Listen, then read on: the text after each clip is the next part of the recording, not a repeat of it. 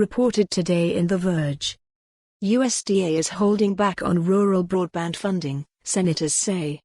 Senator Ron Wyden, DR, and 8 other senators wrote to the U.S. Department of Agriculture on Wednesday demanding that the agency extend more funding to rural communities for broadband deployment. In 2018, Congress authorized the USDA's ReConnect Program to provide rural communities with the funds necessary for deploying high-speed broadband, 25 megabits per second down, in sparsely populated areas. Internet providers can apply for loans and grants to fund their build-outs, but according to the lawmakers, the USDA has created its own restrictions on who is able to receive the funding. As of right now, providers that have already received loans or grants to deploy satellite internet access from the Federal Communications Commission are now ineligible to receive funding for other services like fixed wireless or fiber through the ReConnect program. This USDA-imposed restriction, which is not required by law, prevents rural communities across the country from receiving their share of over $500 million in federal funding for high-speed broadband, the lawmakers wrote, which is vital to reducing the digital divide and harnessing important opportunities in telemedicine and online education, and the high-paying jobs that come with them.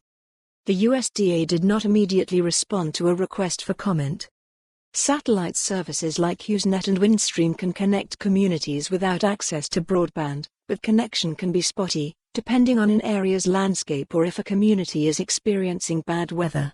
The USDA's self-imposed funding stipulation could bar local service providers from accessing funds to provide their small towns and communities with meaningful access to the internet. Rural broadband has become a popular issue among 2020 Democratic presidential candidates.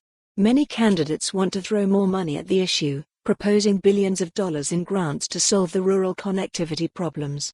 On top of funding, proposals from more progressive candidates like Senators Bernie Sanders, IVT, and Elizabeth Warren, DMA, would preempt state laws that bar communities from building out their own publicly owned networks.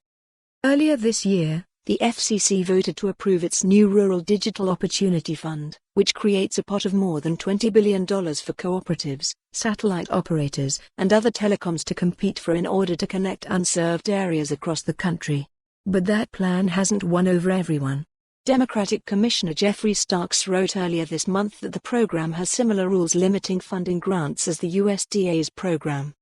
According to Starks, any area that the Commission knows to be awarded funding through the U.S. Department of Agriculture's ReConnect Program or other similar federal or state broadband subsidy programs, or T. For more on this story, visit the news article link.